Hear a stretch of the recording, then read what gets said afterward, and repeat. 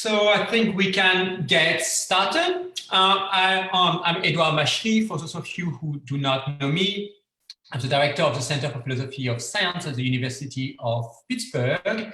And I would like to welcome you for the first event of the seminar on cognitive ontology.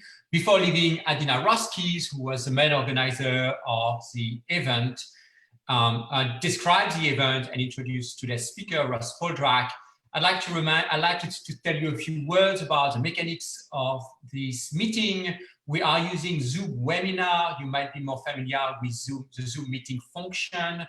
The four of us right now are panelists. You can see 3 of the 4 hosts. Most of you are attendees. During the first hour, Russ Poldrack will be giving a talk. And then we will have a 30-minute question and answer period. If you have a question, I ask you to click on the Q&A button at the bottom of your screen. If you go to the bottom of your screen, you see Q&A, click on it, and just put your name there. And then what I will do at the end, in the Q&A period, I will promote you to the panelist status, and you will be able to ask the question to Russ directly. And then once you've asked your question, I will move you back to the attendee stages. So again, and I'll repeat that at the end of the lecture, click on Q&A, put your name, and I will have a list of attendees who would like to ask a question to Russ. And then I'll move you back and forth. Don't be surprised, it takes a couple of seconds to transition from attendee to panelist, so don't start panicking. I haven't excluded you from the meeting. It's not like I didn't like your question. It's really just the process of transition. All right, I'll leave it at that, and then I'll let Adina introduce both the seminar series and Russ. Great. Okay, welcome everybody. So this speaker series was originally conceived as an in-person conference that was to be held at the University of Pittsburgh at the Center for Philosophy of Science. And because of COVID, unfortunately, we have transitioned to an online seminar series. So instead of having everybody come together over a weekend, we're just going to break it up into individual talks, but I hope you can join us every week. Note that halfway through this series, the date or the day and time change that was necessary to make everything work for all the speakers. So my interest in this question, the problem of cognitive ontology, stems from my background in neuroimaging, a longstanding interest in the nature of concepts, a fascination with fundamental questions in philosophy of science, and curiosity about the limits of neuroscientific techniques to illuminate the nature of mind. And as you all know, functional brain imaging studies try to map patterns of activation to cognitive functions. And they usually rely upon functional task decompositions that are based on hypotheses derived from both our intuitions and from work in cognitive psychology. The functions that we postulate constitute a cognitive ontology, but you have to ask what the epistemic status is of these kinds of functional commitments. Do we have reason to believe that they accurately track the fundamental building blocks of cognition? And does the idea that cognition have fundamental building blocks itself have merit? More practically, is there a way to bootstrap ourselves out of mistaken theories if that's in fact what we have? Or do the methods of neuroimaging, are they just ill-suited to alert us to mistaken views? Are we somehow going to ratify our mistaken ontologies because that's just logically what can happen with the kinds of experimental and theoretical procedures that we use? And can we use other areas of neuroscience to help constrain our ontologies? And what is the upshot of the foregoing for gaining knowledge from neuroimaging studies and for theories of scientific realism more generally? So those are the kinds of motivating questions that led me to put together this list of speakers. And I hope that the talks in this series will focus upon these questions and their philosophical implications, and will explore possibilities for addressing these philosophical concerns, such as data-driven discovery methods for cognitive functions. So I encourage all the participants to think broadly and outside the box about these fundamental epistemological issues in neuroscience. And all of you participants to think too when formulating your questions. So before I introduce Russ, I want to give special thanks to Edouard and also people at the center, Carolyn Oblak, Morgan Thompson, who did a lot of the organization work, and Alex McGee. Now, it's fitting that Russ is our first speaker, as he has done more than anyone else to crystallize the nature of the problem of cognitive ontology, I think, and look for ways to address it. So I'm just going to give a very brief intro because I think Russ really needs no introduction, but he's a professor in psychology at Stanford University. He originally attended Baylor University, then got a PhD in experimental psychology at the University of Illinois in Urbana-Champaign. And then after a postdoc at Stanford, he had faculty positions at Mass General Hospital and Harvard Medical School, at UCLA, at University of Texas, and finally ended up back at Stanford. Russ's lab employs tools of cognitive neuroscience to understand how decision-making, executive control, and learning and memory are implemented in the human brain. And he's also a leader in methods of data sharing and has developed numerous neuroinformatics tools to help researchers make better sense of data from neuroimaging. So he's really, I think, been a seminal figure in the field. He also has a popular book called The New Mind Readers, What Neuroimaging Can and Cannot Reveal About Our Thoughts, and scads and scads of professional journal articles that are really rich and wonderful, but far too many to go through or even pick out favorites. So I'm really looking forward to hearing Russ introduce this speaker series, and I think we owe him a lot for bringing a lot of these questions to the forefront. So with no further ado, I'll turn it over to Russ. All right, well, thanks very much for that kind introduction. Let me just get my screen sharing going here. It's quite a pleasure to be the first speaker in this series, because this is definitely an issue that has been kind of at the center of the things I think about for quite a while. So what I want to do today is talk about kind of two different ways of thinking about building a cognitive ontology, from the top or from the bottom. So I want to step back and ask, like, what do we want from a cognitive ontology? Why is it that I care about this issue? And for me, the idea is that we have a lot of knowledge about neurobiology, how neurons work, what the structure or functional organization of the brain is, on the one hand. On the other hand, we have a bunch of knowledge about kind of regularities in behavior, right? We know that when you have people do particular types of things, they behave in very particular ways. The question is, what's the conceptual structure that we need to understand how you get from one to the other? And so one way that I think we can think about, both a way to frame the issue of cognitive ontologies and to kind of give us a little more handle on, what they should do for us, is as the components of a psychological mechanism sketch, right? If we think that one of the things that cognitive psychologists like to do is come up with often these sort of box and arrow looking models that are really sketches of underlying mechanisms, the cognitive ontology is in some ways the kind of the things that we put into the boxes in that sketch. And then as a cognitive neuroscientist, we further care about this because we think that we think that the brain is functionally organized such that spatially isolated parts or networks within the brain perform particular functions, and cognitive ontology gives us the vocabulary for the functions that we want to map onto those particular parts of the brain. So we started a project about a decade ago called the Cognitive Atlas, which basically aims to sort of describe the current cognitive ontology, to basically write down what do we think the parts of the mind are, how do we think they're measured.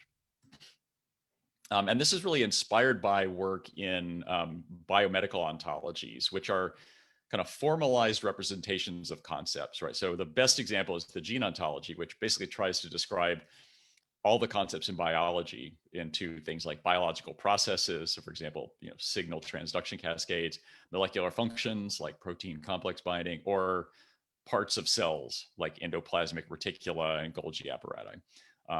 And so, that basically says these are the things that we think, are the fundamental building blocks of biology. So in the Cognitive Atlas, what we do is we separate out between what we call mental concepts, which are really kind of, latent, underlying psychological parts, and mental tasks, which are the way that they're measured. Now, one common problematic move in cognitive neuroscience and psychology is for people to basically name tasks according to function. So they'll refer to a working memory task or an inhibition task, which is really a hypothesis about what that task is doing. It's not kind of, immediately evident that the task necessarily measures that particular thing. So we try to be very clear about the differences between those. And then we link tasks to concepts using these particular relationships. We call them the measured by relationship, which basically says we think that this particular measure on this particular task is an index of this particular underlying mental concept.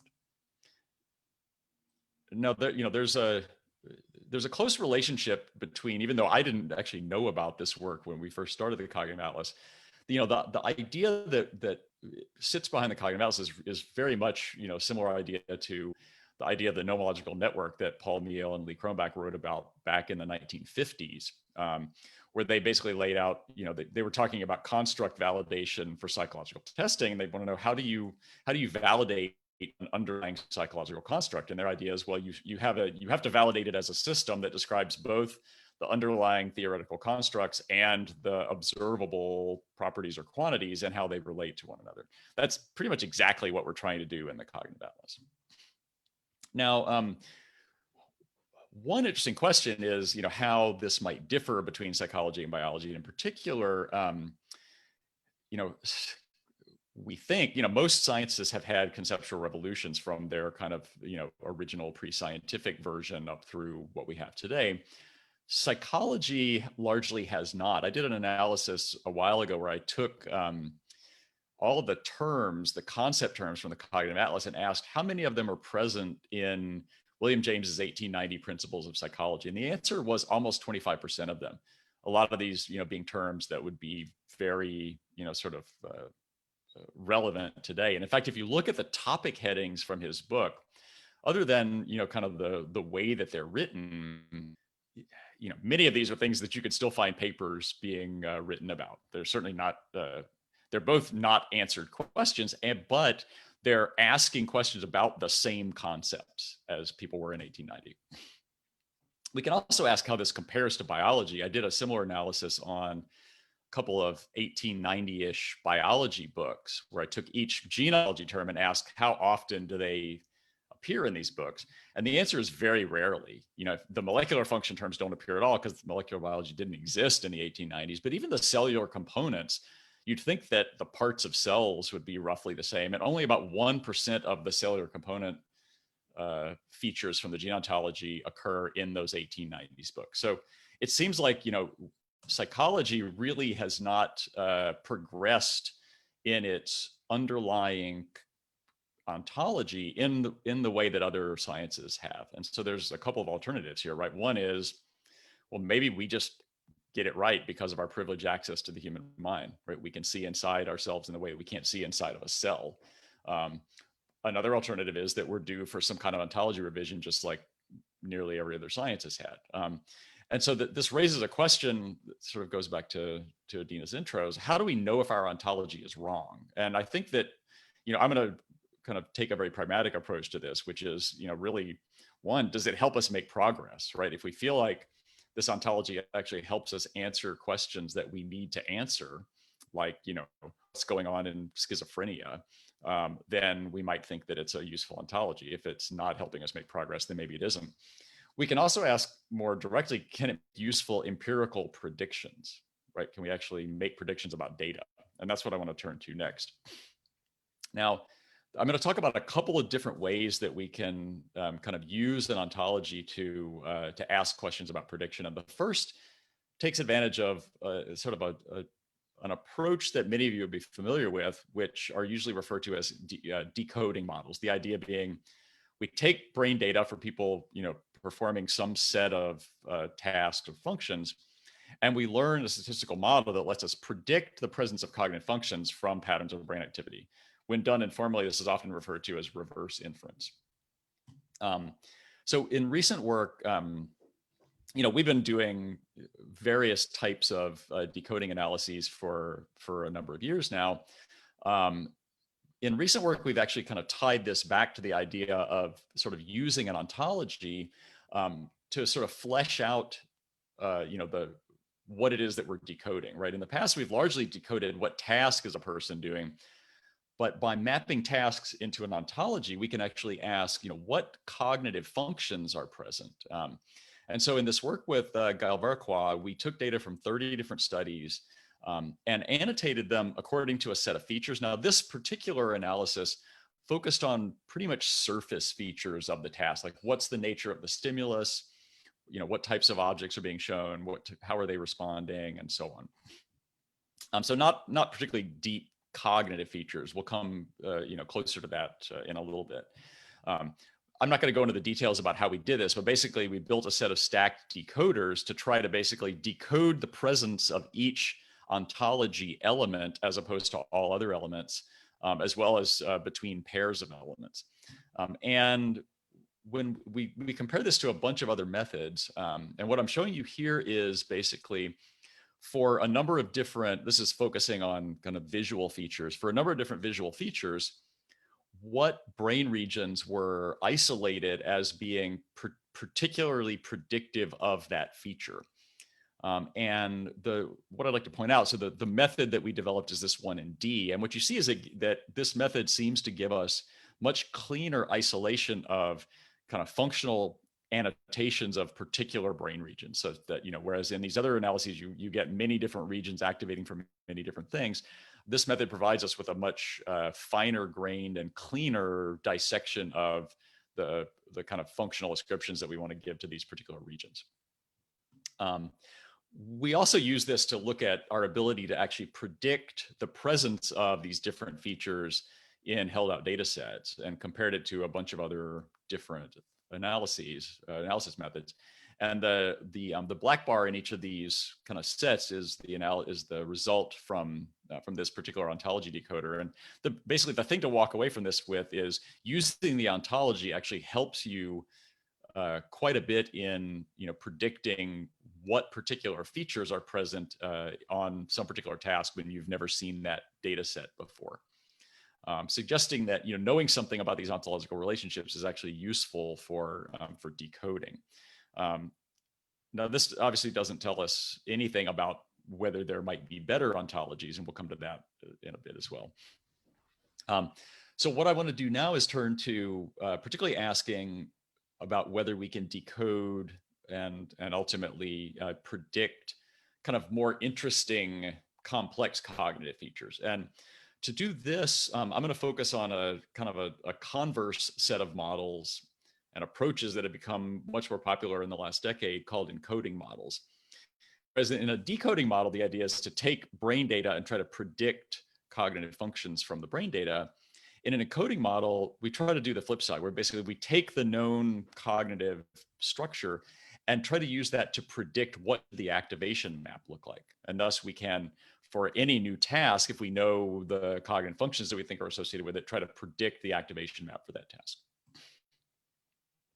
A couple papers came out in 2008 that kind of laid the groundwork for this idea. The first is a paper from Tom Mitchell and colleagues, who basically wanted to know whether they could predict patterns of brain activity related to particular words when they don't have any data for that, or they haven't used the data for that particular word to train the model. So what they did was they took advantage of a large-scale language model that basically maps words into a low-dimensional semantic space, and basically collected data on people looking at lots of words, and then trained a model to predict brain activity patterns based on the low-dimensional semantic representation of each of the words. And since any word can be projected back into that space, what they can then do is basically say, well, now for some new word, let's predict what the pattern of activity should look like. So here's what the approach looks like. The idea is, first you take the patterns from known words, say eat, taste, fill, and you can basically say, well, our prediction for celery based on its mapping into that low dimensional space is 0.84 times eat plus 0.35 times taste plus 0.32 times fill and so on. So you get this predicted map for celery, even though celery wasn't part of the training set. Then what you can do is to basically get predicted maps for any particular word and ask, is that predicted map closer to the observed map? So for example, is the predicted map for celery closer to the observed map for celery than to the observed map for airplane and vice versa? And if you that's how you basically determine whether your model was correct or not. Is it closer to your word of interest as opposed to some other randomly chosen word that was also in the held out set? And they show that they could do this with pretty reasonable accuracy. They get in around 0.77 on average accuracy at performing this task, where chance is 0.5. Another example of this came from work by Kendrick Kay and colleagues, also published in 2008. They were working with visual images, and here what they did was they basically collected a bunch of people viewing images, and then built a model basically for every voxel and for every little spot in the brain. They built a model that tried to predict activity in that voxel from the features of an image, what they call a receptive field model. And so then the idea is that they can, they can now take a bunch of images and basically predict the brain activity for each of those possible images. And then for some particular image that the individual is actually seeing, basically say which of those predicted images, or sorry, which of those predicted patterns of activity is closest to the actual pattern of activity for this particular image. They do this for thousands of images, and they see that they can actually do quite well, especially when they've kind of repeated the items. But even for individual items, here chance is very low because this is 1 out of some number of thousand items. And what they show is these the little markers above the bar graph here show what they call the noise ceiling, which is basically what's the best that a model could do given noise in the data. And you see they're nowhere near the noise ceiling yet, but they're actually doing substantially well at predicting patterns of brain activity and then using that to basically decode, kind of flip invert the model and kind of predict what the individual is seeing based on what's the closest pattern of activity. So we wanted to do something like this with using cognitive features of tasks. And to do this, you need a data set that has lots of different tasks with lots of different cognitive features. And so we took advantage of a data set that was collected by Maeve King, Jørn Didriksen, Rich Ivory, which they call the multi-domain task battery. So it basically had individuals performing a large number, so 26 different tasks, 47 unique task conditions, and each task was repeated multiple times. So we have about 5.5 hours of functional data per participant. So we can actually build individual subject models given the amount of data that we have, and then test those models within individuals. Now, what this required was that we go through for each of those tasks and annotate them using the Cognitive Atlas. And so what we did was a group of us, Maeve, Rich, John, and I sat down, looked at each of the tasks and determined, what cognitive functions do we think are involved in that task. Often this is sort of qualitative, just is that particular process, is visual object recognition there or not. In some cases, we have quantitative measures, for example, the number of eye movements or the number of button presses. And we also ended up having to add some concepts to the Cognitive Atlas that weren't originally there. So from this, we get something that looks like this matrix here, where each row in the matrix is, and this is just a color-coded, grayscale color-coded version of that. Each row in the matrix is one of those task contrasts. Each column in the matrix is a cognitive function. And so basically what you see here is, the ones that are in light are the ones that, the entries that have a lighter color are the ones where we think that particular process is present or more present. So the fundamental idea here is that if we really understand the neural basis of cognitive processes, given some new task, we should be able to predict the activation map simply based on the cognitive processes that are involved in that task. And so what we do is we take the data from each of the tasks. We, instead of doing it at a voxel by voxel level, we did it at a region by region level, mostly for computational reasons. So we parcellate the brain into 1,000 parcels. We, within each of those parcels, get the average response of all the voxels on each of those contrasts. And then we fit a model that basically estimates that region's response in relation to each of the particular cognitive processes. So we get this beta weight here for each of the cognitive processes that says basically, okay, now for some new task, if we want to predict what is activation in that region going to be, we just basically multiply this by the presence or absence of each of the cognitive processes, and that gives us our predicted activity. So then we can use the very similar kind of approach to what Tom Mitchell used, where we do this leave 2 tasks out procedure. So we train the model on all but 2 tasks.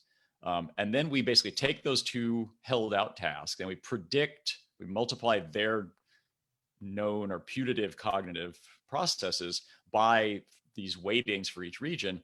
We get a predicted image, and then we compare that predicted image to the actual image. And if predicted image for task 1 is closer to actual image for task 1 than task 2, and predicted image for task 2 is closer to 2 than 1, then we say we're successful. So here chance is actually 25% because we're basically, success requires being right on both of those. So what I'm showing you here is cross-validated accuracy on this task, on this decoding task. And what we see is actually, we do surprisingly well. The distribution here, this is across subjects, so each subject was tested separately here. And so you can see that for the full ontology, we can get over 80% accurate. If we compare kind of the degree to which that's coming from either kind of more cognitive features or more perceptual motor features, it seems that the cognitive features actually seem more important. And this is just confirming that, when we use various null models, we do get around 25%. So we're way above what we expect by chance. It also, we don't actually lose much if we move to a between subject decoding. So it seems like this is pretty generalizable across individuals. Now you might want to ask, you might think that particular decoding problem might be too easy. And so we can also ask, how much of the variance are we accounting for? If we compute the amount of variance accounted for between our predicted activity pattern across regions and the actual activity pattern across those 1,000 regions, how much of that are we accounting for? And the answer is we're actually accounting for about 25% of the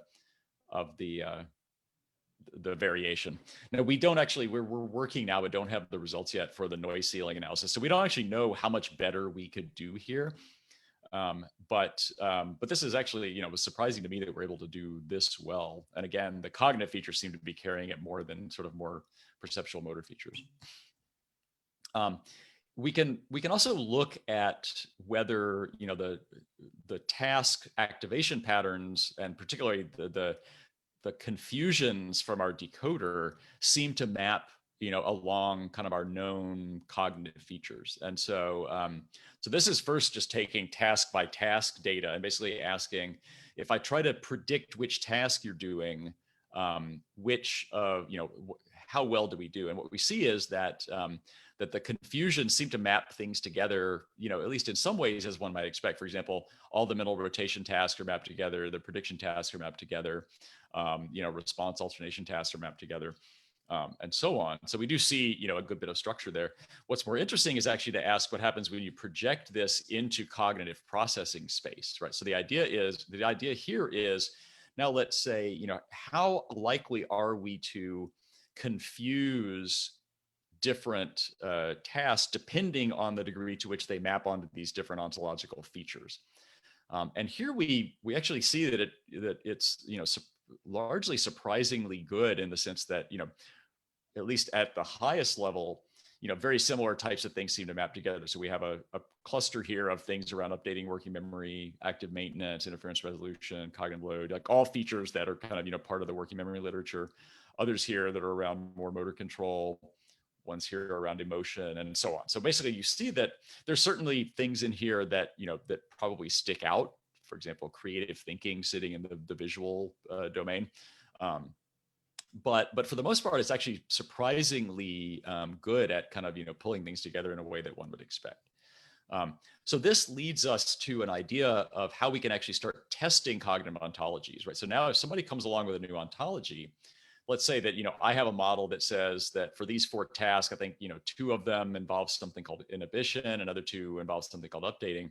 Somebody else has a model that thinks, oh no, they're all, fundamentally, reflections of some particular function X.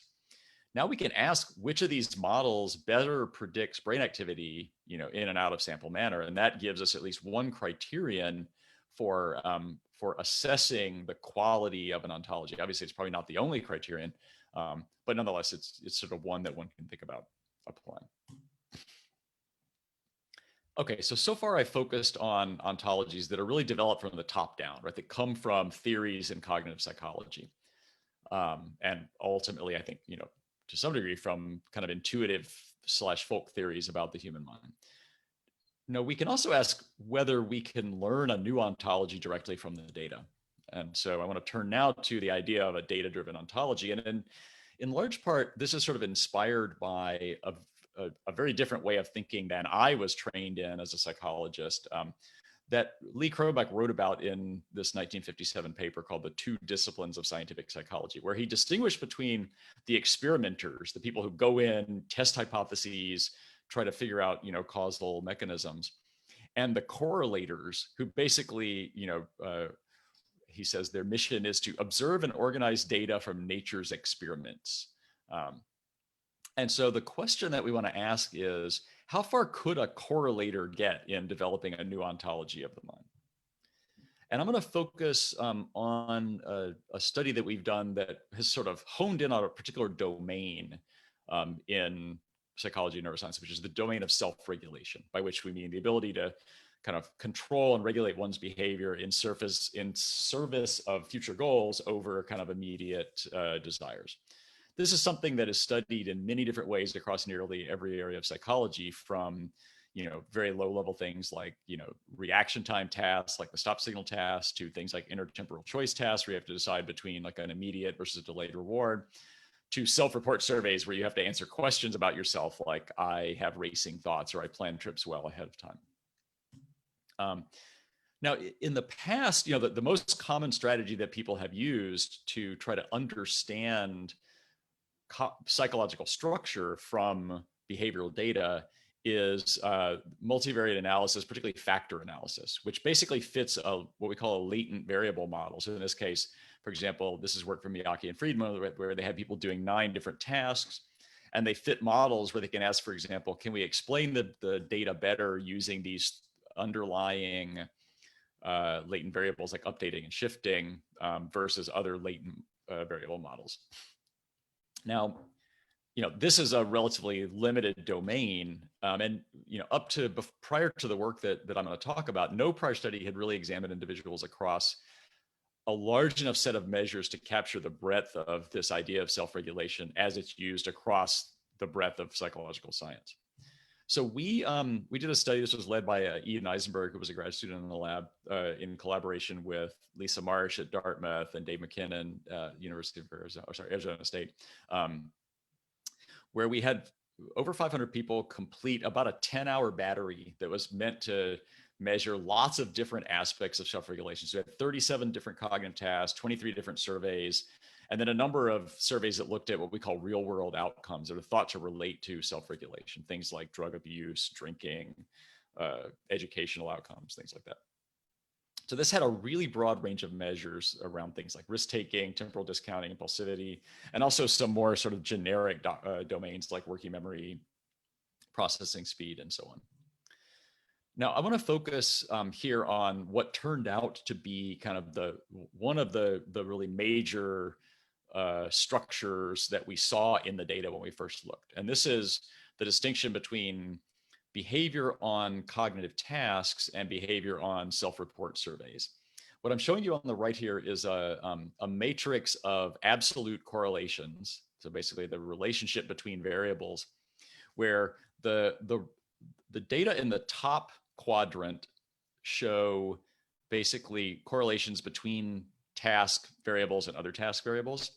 The data in the bottom right show correlation between survey variables and other survey variables. And then the off diagonal quadrants here basically show you the relationship between the two, between surveys and tasks, or tasks and surveys. So then, I mean, you can already kind of see, right, that there's a lot of strong relationships between tasks, a lot of strong relationships between surveys, much weaker relationships between the two domains. And so we can come up with a way to basically determine the likelihood of that correlation being significant after controlling for all of the correlations. And then we can basically project those into a two-dimensional space using a graph embedding, spring-weighted graph embedding that basically kind of puts variables into particular places depending on their similarity of their links. So what you see here is on the left, the boxes in salmon, and you're not expected to be able to read the names. There's too many, but I want you to get the gestalt here, which is the task variables are closely related to one another. About 10% of all possible correlations between task variables and other task variables are significant. The survey variables are really closely related to each other. 39% of all possible correlations there are significant. But there's almost nothing in terms of the relationship between the two. 0.2% of all possible associations here are significant, which tells us that, you know, even though this is a set of things that are all, at least if you read people's grant proposals, are all supposed to be measuring this concept of self-regulation that everybody thinks is, you know, relevant to things like drug abuse. This doesn't seem to be an empirically supported construct because there's clearly very little relationship between those two different things. There's lots of reasons that could be the case, and that we're not going to go into here. I'm happy to talk about them in the Q&A. What I want to do now is turn to ask whether we can look within those domains and use the tools of multivariate analysis to ask, what do we see in terms of structure, and can we infer sort of, you know, ontological structure by looking at the data? And so we use this tool called factor analysis, which basically lets us project, you know, a large data set into a much smaller number of factors. And one of the things you have to do here is determine, you know, how many factors do we want to project the data into? And I'm going to come back to this because it turns out to be one of the really difficult problems here. We use, basically what we do is for each possible number of factors, we compute a model comparison score. In this case, we use something called the Bayesian information criterion, the BIC. And you basically find the number of factors that has the best score, where in this case, best means the lowest BIC. But and so that's 12 factors for the surveys and 5 factors for the test. But note that it's not as if 12 factors is qualitatively better than, say, you know, 8 factors or 14 factors. Similarly, you know, 5, 6, 7, 8 factors for the task all seem to be pretty similar. So, you know, this already points to one of the challenges that I'm going to come back to, which is sort of, you know, how you can kind of really walk away with something you feel like is ground truth from one of these multivariate analyses. So one of the things that we did here, and it turns out other people have been doing this as well, you know, often historically when people thought about how do you interpret factor analysis, what they would do is they would look at the measures that kind of fall, you know, into that are most closely loading on each of the factors, and then try to use those to intuit what that factor means, right? So this is how, for example, we get, you know, the big five personality model, where each of those factors refers to things that load closely on particular sets of items in the personality test. What we did was instead treat that factor space as kind of like a basis set into which all of our tasks get projected, and then use clustering to basically find which sets of things move together in that space, and then try to come up with kind of ontological concepts based on that. So let me kind of lay out what I'm showing you here. This is the result from the cognitive task analysis. So I mentioned that there's 5 factors that we identified. Each row here shows, each column here is one measure, one variable that we measured. each row is one factor. And so this is a color-coded map of the loading of each of those measures and each of those factors.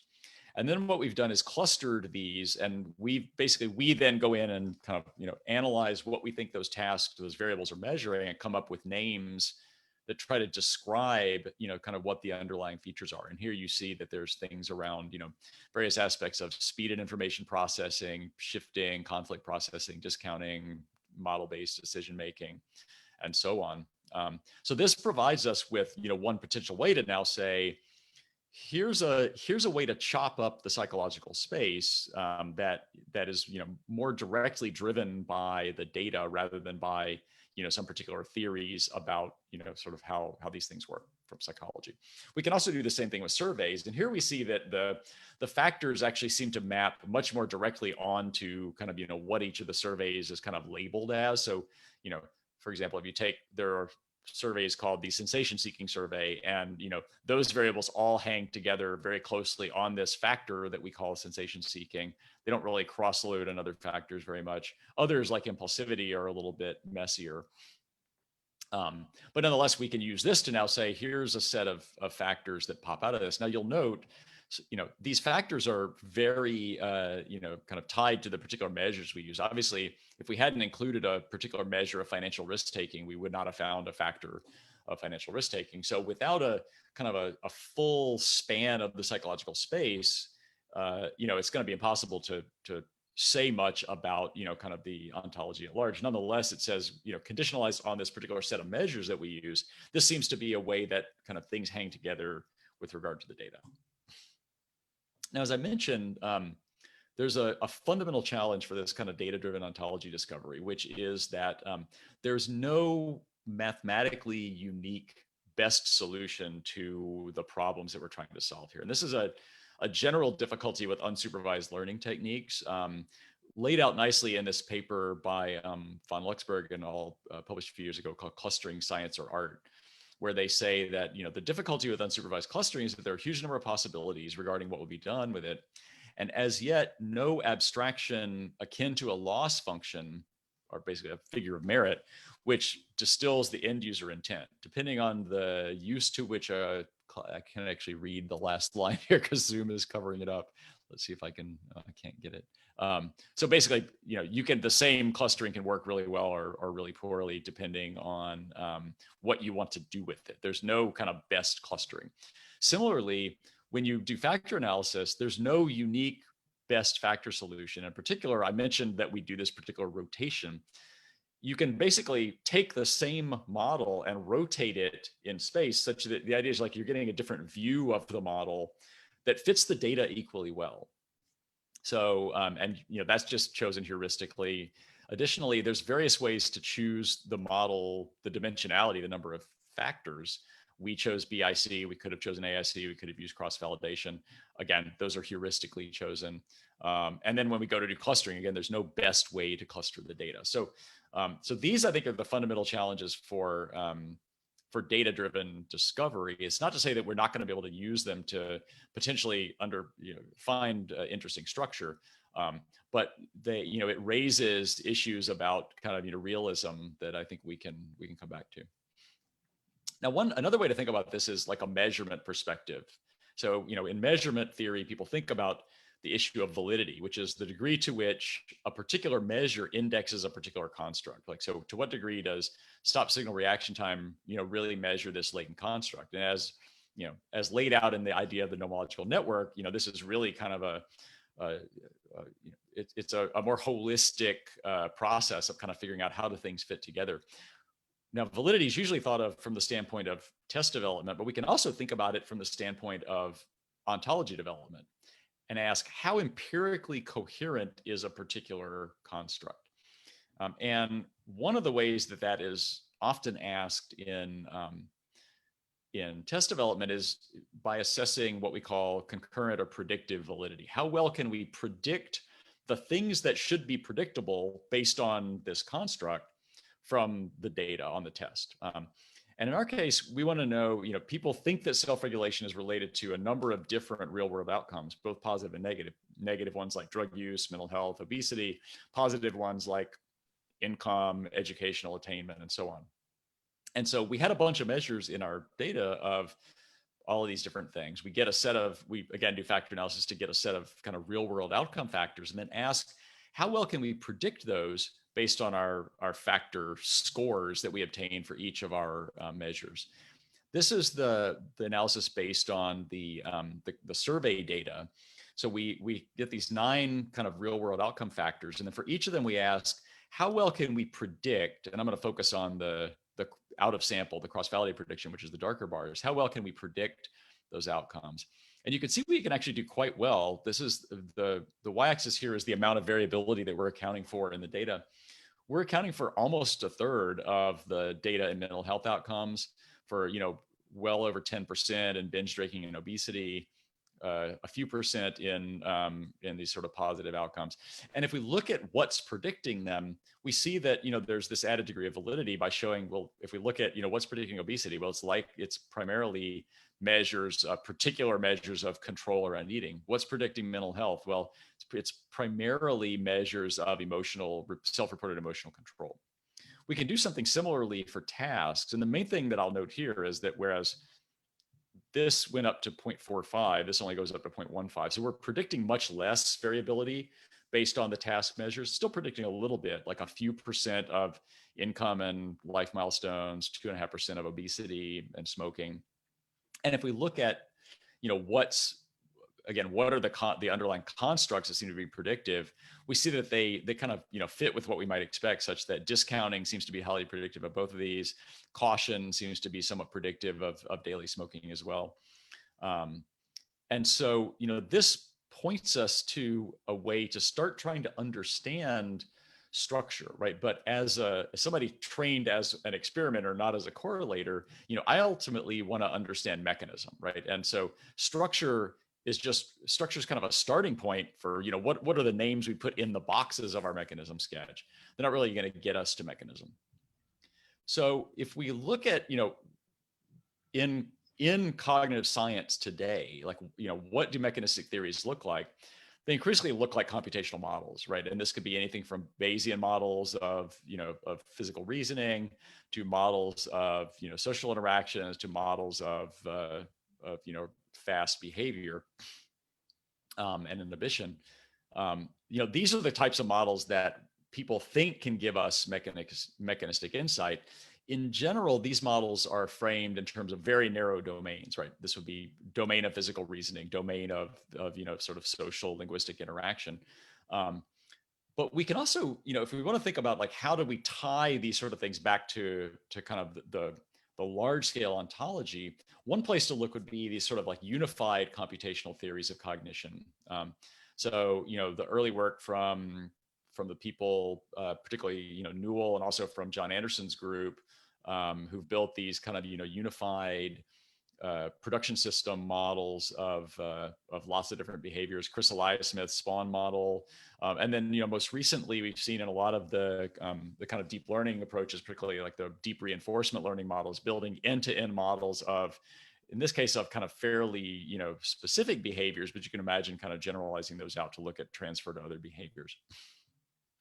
I think perhaps the most compelling version of this comes from work in visual neuroscience, where, and this is an example from the work of Dan Yeamans and Jim DiCarlo's group, where you can basically take a hierarchical convolutional neural network, one of these artificial neural networks like you see on the bottom, and basically train it to perform a task and optimize it simply to perform that task, like the task of object identification. Is this a face or a grapefruit or a chair or one of many other things? So you train the model to do that. That you take the same images and present them, in this case, to a macaque monkey while you're recording from various regions in its ventral visual cortex. And then you basically ask, how well can you predict the patterns of activity in neurons in a monkey brain from the signals and the patterns of activity in the artificial neural network? And it turns out that you can actually do pretty well. You can, in some cases, predict almost all of the predictable variants can be predicted by the neural network. And you see that there's this isomorphism such that early regions in the primate visual cortex are predicted by early regions in the neural network. Later regions are predicted by later parts of the neural network, and so on. And so this starts to give us an idea of like, how can we actually start to tie these kind of larger scale models back to brain activity. But there's a challenge here, right? So the challenge is what does the ontology look like? So if I tell you, if I tell you that this particular layer, we'll call this pool 5 in the neural network is, the most predictive layer of activity in monkey V4, what does that tell us about the function of V4? Obviously, it's a mathematical description of that function, but what do we want in terms of an ontology about what the function of V4 is?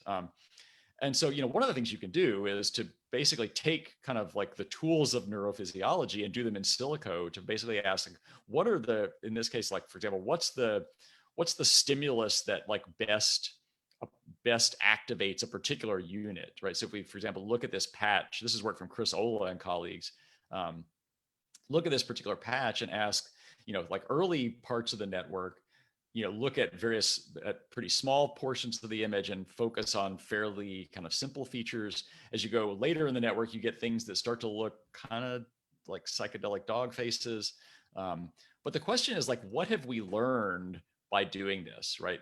The network, if I tell you to go build a system that uses psychedelic dog face like things to identify dog faces, you're not going to do very well. Whereas if I give you the weights for all of the units in that and all the connections in that network, along with the rest of the architecture, that's what you need to actually do the task. So the question is like, how do we start to come up with an ontology of cognitive function that can kind of can approximate the richness of what you can get out of these types of models? And so I think that the way I think about this is, I think we need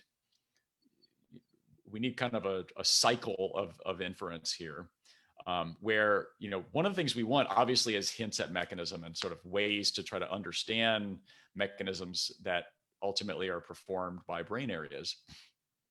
We also want construct validity, right? We want ways to be able to take those psychological constructs and actually make sure that they are really cashed out in measurement. And we want computational plausibility, right? We want the ability to actually build models that can do things and do things in the way that we think brains do them. So then the question is like, what's the language in which this ontology should be written? And this is not a question that I have an answer for, but I think we do need to think about it. So here's if you look at many other sciences, right, you see that the language in which the science is described changes fundamentally over time. So this is an example from medicine. Think about, how do people talk about brain cancer? So prior to 1900, cancer in general is described in terms of where it fell in the body, right? A brain tumor was a tumor that was in the brain. A kidney tumor was a tumor that was in the kidney.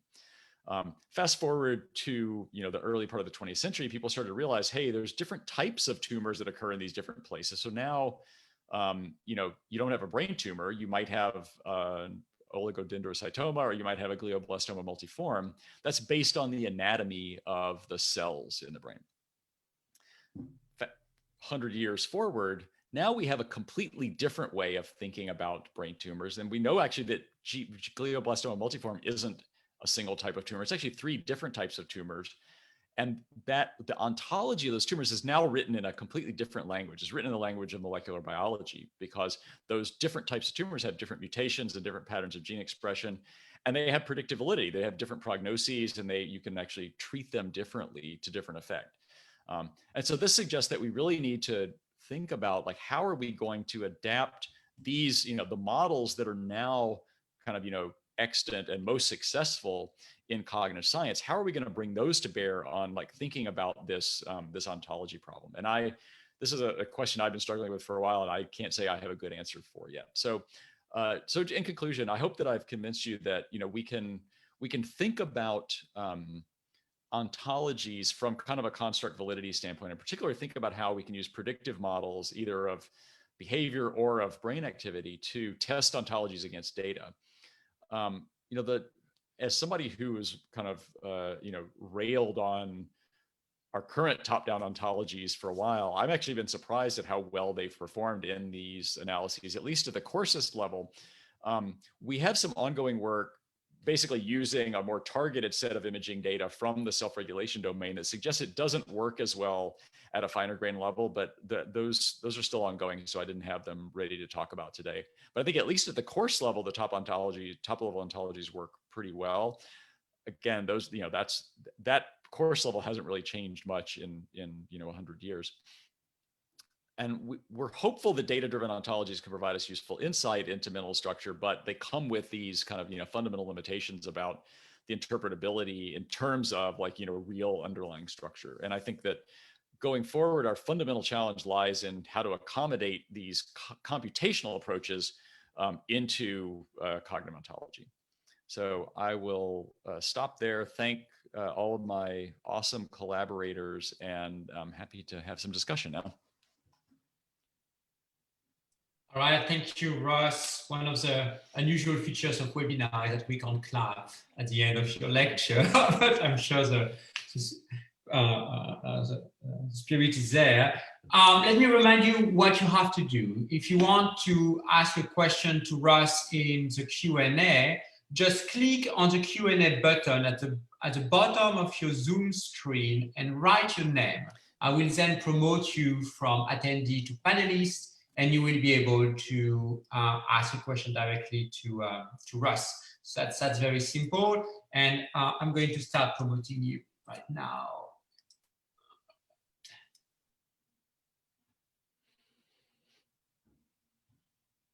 All right, Javi, you are the first one.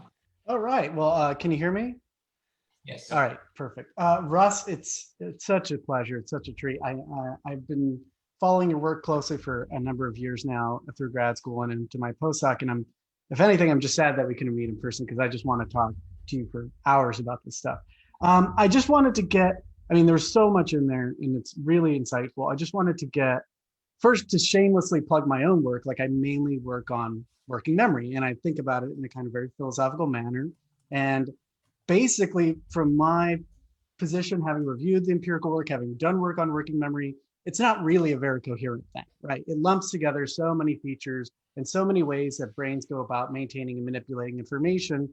And it's almost to the point that I think it wouldn't be far-fetched to say almost any cognitively robust task in the right vein could be cajoled into a working memory task. And I guess that leads me to my question, which is, and in fact, what I would love if I had a bunch of money and a job, a security, is to apply these methods to working memory itself, to show how it might fragment at a less coarse grain size. So I guess what I want to ask is when I see your initial top-down matrix, right, where you have your tasks and you have your what you called cognitive functions, cognitive processes, cognitive features. You had working memory as its solo one, and of course it clustered with other ones that were related, like task switching, visual working memory, cognitive load. But in my experience, a lot of those cognitive features are sometimes used as tasks or task metrics for what working memory is. So then it becomes a bit of a normative question as to what's a task, what's a feature, and then if I'm right, or even if I'm a little bit right, the working memory thing isn't even of a coherent thing. So how do we go about breaking it apart? And I think you gave some insight with the bottom-up approach, but I think we have far less grasp of surveys or comorbidities or things like that for working memory. So I just kind of wanted to get your insight on that. And thank you again, great talk. Oh, well, thanks very much for the kind words. Yeah, I'm really sorry to not be able to sit there and do this over some drinks. Yeah,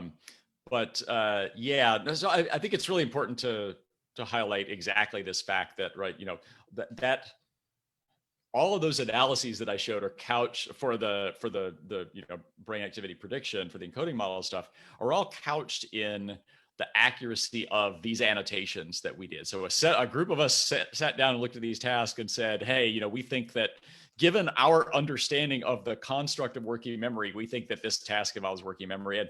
And it's always graded, right? I think you're right that any cognitive task requires some degree of working memory simply to hold the the task instructions in mind, right? So what we really thought of is like the way that we annotated was, does it require more than a baseline level of, or, you know, is there a, because remember, these are always contrasts, right? It's always like one condition versus another. And so it was really like, it's not, does the task require working memory, is does this particular condition require, we think, more working memory than this other condition, right? So it's always graded. It's not necessarily saying it's there or not. It's basically saying it's graded. And I too would love to see somebody, you know, take this on in the working memory domain, because I think it's a prime one for really breaking this down. I'm sort of with you. And I think we're going to see from our self-regulation work that something similar comes out there, that, you know, all these like stop signal, stroop, all these different tasks that you think should be measuring like different things don't seem to be as kind of distinct as we might think. I don't know if that gets at your question fully. Yeah, no, it's wonderful. I mean, we could talk more about this, and just expect an email from me down the road, because I have an idea of how to do this exact project. So we'll talk more. Thanks. Cool. Thank you. Paul Cizek, the floor is yours. Thanks for that very interesting talk, Russ. My question, you've kind of already started answering my question, and that was really by the approach that you describe, in particular, like the Walters et al. Paper, the approach of using these kinds of activity mappings to validate and sort of gain some confidence about the validity of certain kinds of elements of your ontology.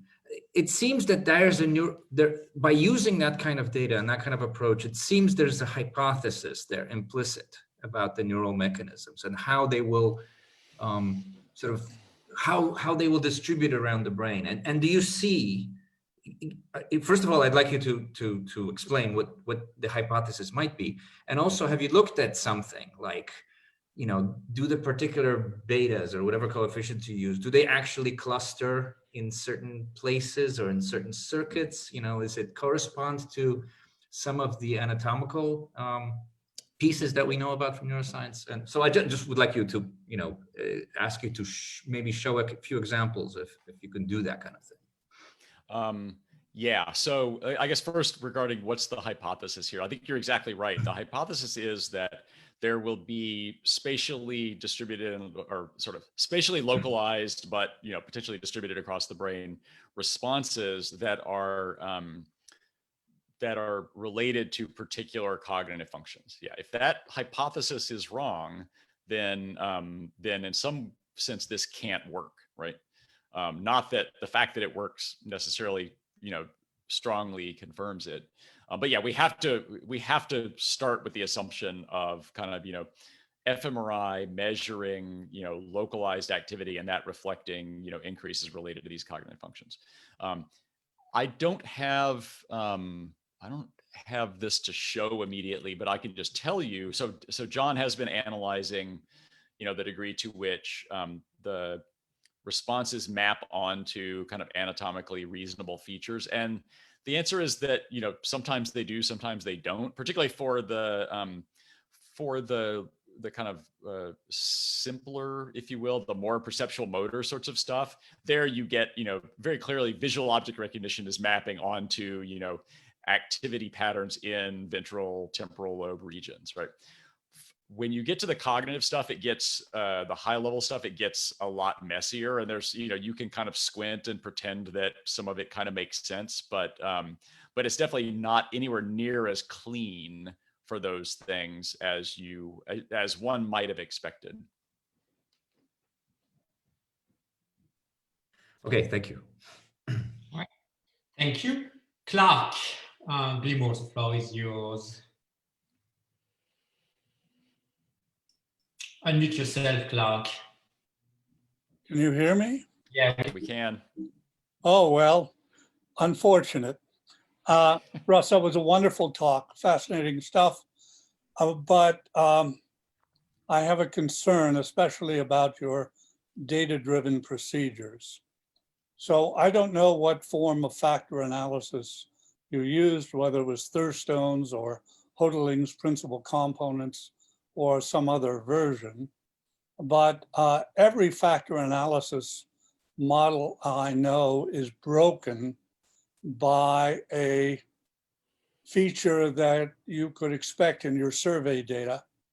And that's that the responses are order dependent in the sense that the response a subject gives to some earlier questions will influence responses given to later questions, and that breaks all the factor analysis models.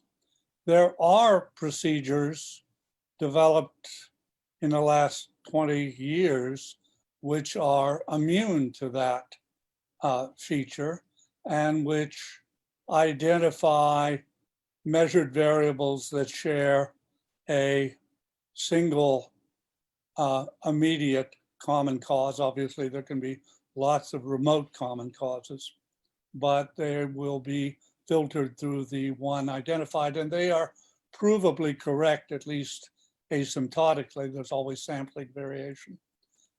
So I would suggest that you go back to the Journal of Machine Learning Research and look at the paper by Ricardo Silva, and I think it's in JMLR, a paper by Eric Kummerfeld, which have computational methods that are feasible and that don't suffer that deficit. Yeah, so Also, we use sorry. Yeah, they also don't suffer the rotational problem of Thurstone's version of factor analysis. Right. So we use maximum likelihood, which certainly does, suffer from this problem. And I think there's beyond the statistical issues. There's also the larger issue, like why is it that that these survey measures kind of are so highly correlated with each other, right? Well, people have self-concepts, right? And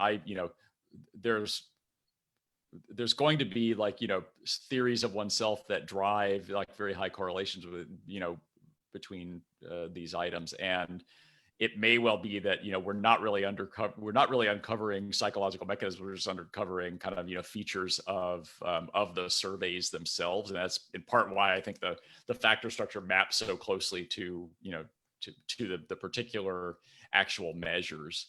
But I appreciate that. I'll definitely have a look at that work. Thank you. Thank you. Michael Lisak? Russ, again, the talk was great. Cannot thank you enough.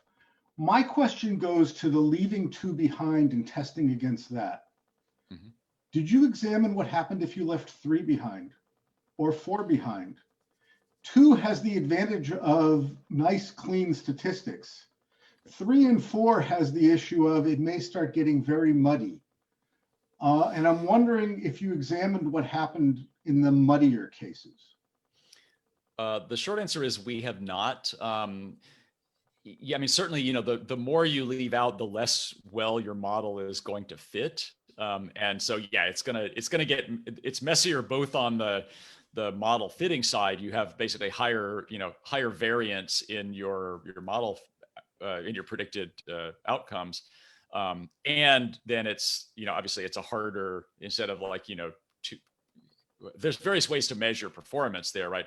The nice thing about this is you can very easily say, do both of these match?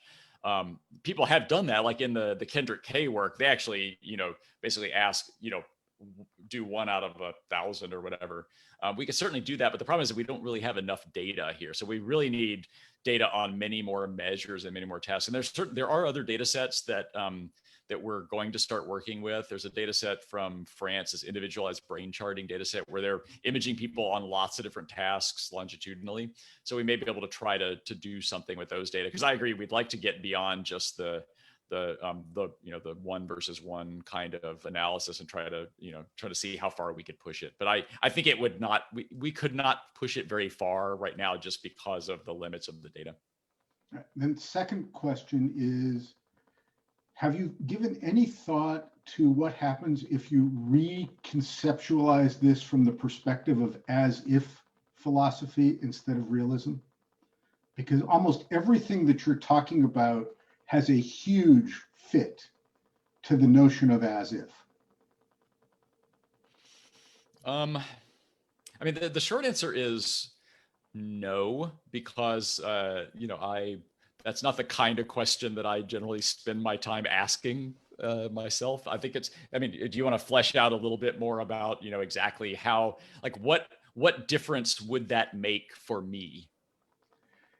You would allow some of the tagging or labels that are getting associated in the ontology to take on a more at the moment contextualized value, where the reifications are not permanent but are transitive based on context, and goes right back to the Clark's thing. It actually would allow things like the rotational aspect of the factor analysis to be taken into account, because by definition the context changed, so the as if label could change with it, as opposed to it being a oops, what happened?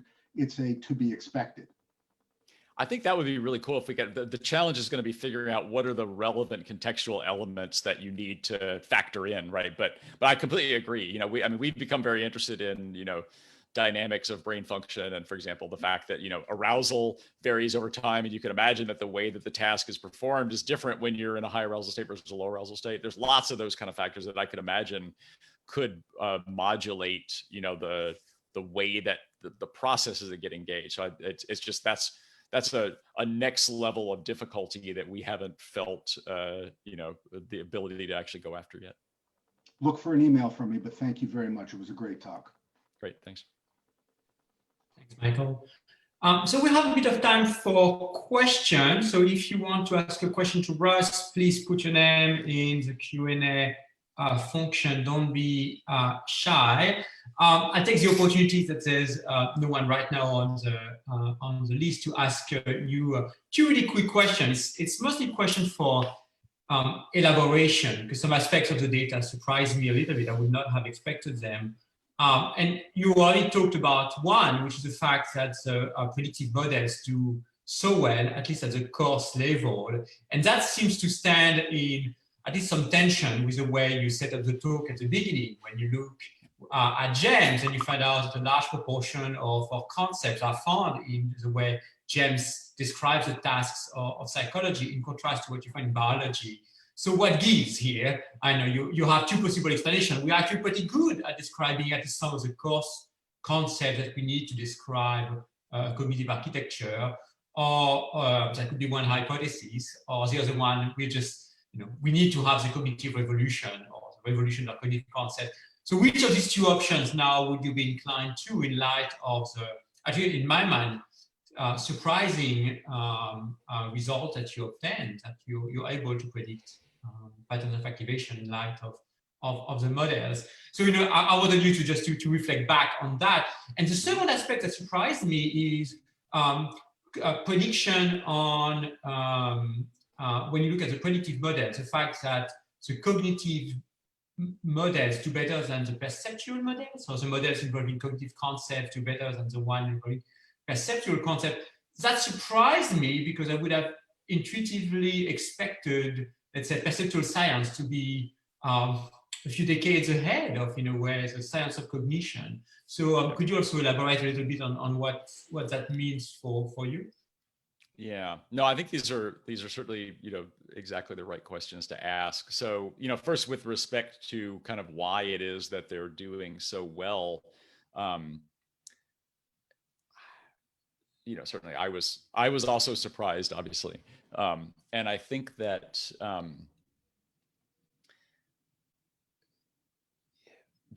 I think it comes back to the fact that, I think we do have good insight to the course organization of our minds, right? We all kind of, we can, and that's what has gotten, cashed out into theories, at least at the high level, right? We understand the fact that it's hard to hold information in mind, right? And we understand the fact that different types of information conflict with one another. So there are these kind of features that at least people who think about, psychological function have intuited. And those clearly have something right about them. And I think that's in part what this is capturing.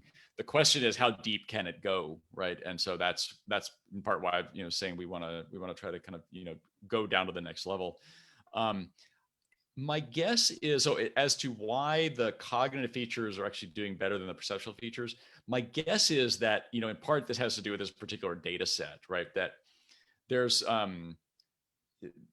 almost all the tasks are visual tasks. I don't know if there's any auditory tasks. And it may well be that we just don't have enough variability in perceptual features. We do obviously have, some things with movies versus, faces versus other stuff. So there's a little bit of that. But I don't actually remember the number of, you also have to worry about how many perceptual features were there versus how many cognitive features. And I don't remember the number of each, but I'm pretty sure there were more cognitive features than there were perceptual features. I'd have to go back and look at the details of exactly how we classified, which ones ended up getting classified where. My guess is that might be something that's kind of more specific to this particular set of tasks. All right, thank you very much. Emily Harrington, the floor is yours.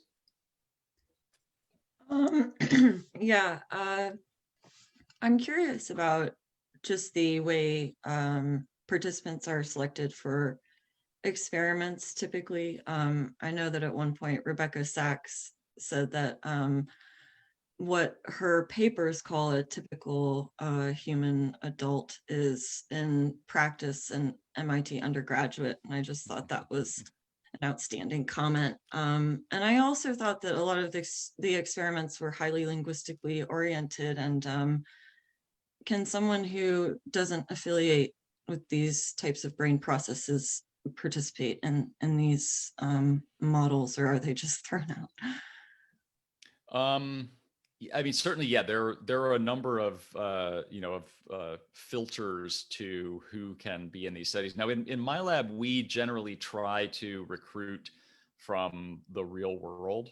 But for example, the large analysis that I showed of the 522 people, that was done using this thing called Amazon Mechanical Turk, where basically anybody who is within the right age range can come in and be part of the study, but they have to be somebody who is already sort of signed up for this thing on Amazon. For our imaging studies, we try to, like I said, get people off the street, and in part that's because we're interested in studying individual differences in self-control ability. And if you've made it to Stanford as an undergraduate, you clearly there's a few things that are true about you. One is that you probably have good enough self-control to have not gotten in trouble. Obviously, you've also had other sort of privileges. But we, certainly somebody, what are the requirements for being in the study? Well, yeah, you definitely have to be able to engage in linguistic interaction well enough to understand the task and be able to perform them. You also have to be able to sit still in an MRI scanner. So, one issue is that, and it's a serious issue for the study of self-regulation, because one aspect of self-regulation is being able to control your desire to twitch your leg or scratch your nose when you're sitting in an MRI scanner. And people differ in their ability to do that. So there certainly are these filters that we worry quite a bit about. And I think, we try to, we try to be as clear as we can about, what the selection criteria were, but we, there certainly are things that are kind of unsaid, like the need for linguistic interaction that are, so we're definitely not looking at, average. Well, we might be looking at average human. We're certainly not looking at the breadth of humanity. Thank you. That clarifies. Thank you very much. Zina? Great. Thanks, Russ, for a really interesting talk. I have a quick question about the first method you proposed for testing a new cognitive ontology, where we use our categories to try to predict the brain activations. Just a quick worry, might that method privilege ontologies with more categories or fewer? Like at the limit, you would have, if you had an ontology with a different category for every task, you could get really, well, presumably you could get better predictive, better predictions of brain activity. So I'm wondering, I know that you said for some of the other studies you discussed, you use BIC. So I know you sometimes use methods for penalizing overly complex models, but I'm just wondering if that's a concern for you for that method.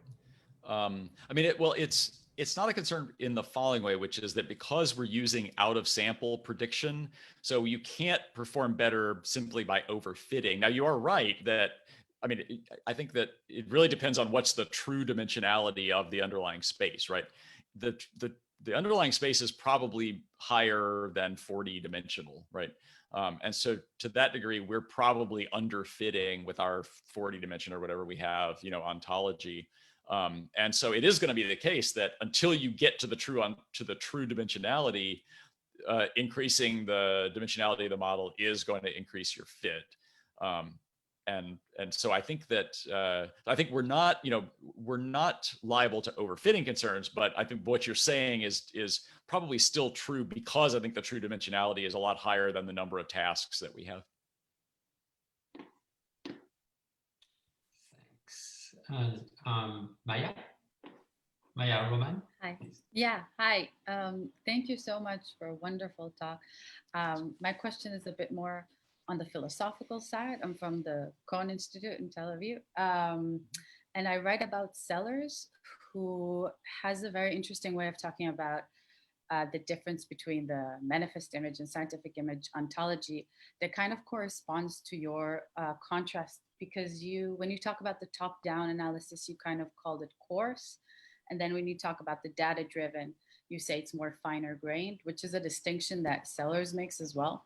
And I was wondering if you could maybe elaborate about what it is that you think that the finer grained accounts are able, what is their like advantage that they give us over the coarse grain, which might be a bit too broad of a question, but that's kind of where it took me. Thank you. Yeah, I guess I should start by saying, I don't think that top down versus bottom up is necessarily related to kind of fine versus coarse versus fine grain. I think that one could, in principle, have a very fine grain top down or a coarse bottom up analysis. It just it happens that the largely because of the way that we develop cognitive tasks, that top down analysis is kind of necessarily coarse, right? And especially because we don't necessarily have kind of fine grain. If we had fine grained theories for how each of these tasks was being engaged, we could use those to drive predictions. Then we might be able to actually get a kind of a finer grain top down analysis, but we just don't have that for the range of these tasks. So I don't know that I would link those in a necessary fashion. So I guess I view it as, just kind of different types of theorizing, right? Whereas one is kind of theorizing based on a kind of hypotheses. The top-down approach is really theorizing based on hypotheses that are, informed by, to some degree by intuitive psychology. Whereas the bottom-up one is based to a greater degree on, simply on correlations in the data. But again, those correlations are coming from tasks or surveys that were also developed based on these intuitions, right? So we can't, it's not, I don't think we can get away from the intuition. It's just a question of where they're being embedded. Are they being embedded in the task, or are they being embedded in the theory? Thank you very much. Right. Thank you very much. I think we do not have anyone on the list now. You have a few minutes left. No one, please, if you have a question, please put your name in the Q&A box and I'll transfer you to panelist status. No. Then I'll take advantage to ask another question since I've got you. So it's a question that also you discussed very briefly, and that relates also to something Clark said a little bit earlier about realism. So in the bottom-up approach, you always have many solutions for any data set. You mentioned factor analysis and rotation and so on and so forth, a number of factors. And that raises indeed questions about how realistically, or whether we should view the resulting solutions as really representing the underlying structures, or rather as being just a summary of the data, right? So should you be a realist about what you observe, or should you just have an instrumentalist perspective about somehow the solution? So you mentioned that in the Q&A, but in your talk, but I didn't really hear exactly what's your take on the matter. Maybe I skipped a bit. What your take on the matter? So Yeah. What perspective should we have with respect to these bottom-up approaches? Yeah, I mean, certainly I would not take an instrumentalist approach. I mean, I think that there are, these latent variables reflect underlying, in my mind, the latent variables reflect underlying causal mechanisms, right? And, in some sense, every latent variable model is a theory about the organization of those underlying causal mechanisms, right? And that's why, when you look at a latent variable model, right, the arrows are coming out of the latent variables, right, into the measures on the task, right? And that I think embeds this idea that they really are kind of, causal hypotheses about the structure of the underlying process. And then the challenge comes about, like, how do we, the fact that you can get, multiple of these models that seem to fit the data equally well, even though they have different interpretations. I'm not a philosopher, so I don't quite know, how to think about the mapping of, of a set of possible explanations, all of which, we think, whichever of which is right, relates to some true, real underlying set of causal mechanisms, right? There's a bunch that are not right. We can't tell the difference between those using only statistical criteria, right? There may be other criteria we can use. The statistical criteria can't let us distinguish between which of those is right, but I think all of them are fundamentally realist theories that are talking about, putative causal mechanisms. All right, thank you very much. I think it's probably time to stop since we're reaching 3 in the afternoon here on the East Coast. Thank you very much, Russ, for opening this seminar series. It was really a wonderful talk, and I'm sure the attendees who can't clap also agree with that. And we will see some of you, and hopefully many of you, in 2 weeks from now. The next meeting will be at 1:30 in 2 weeks from now, and you can find the program of the seminar series on the website of the center. And don't forget to register, and feel free to advertise this seminar series widely if you want. If you want to hear again some aspect of Russ's talk, you should feel free to go to the Facebook center page, since the talk has been broadcast and is actually stored here for at least a few months. I don't really know how long Facebook keeps these things up, but you can actually have a look at it again. All right, thanks, Russ, again for doing that, and we hope to see you again in the coming months or weeks or years. All right, thanks everybody. Bye, guys. Take care.